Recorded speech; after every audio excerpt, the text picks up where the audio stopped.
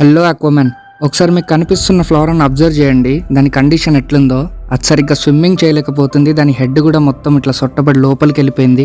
Colour అంతా fade అయిపోయింది. సరిగ్గా ఫీడింగ్ కూడా తీసుకోవట్లేదు. అలా ఉన్న ఫ్లోరాన్ని నేను కష్టపడి ఇలా మార్చాను అనమాట.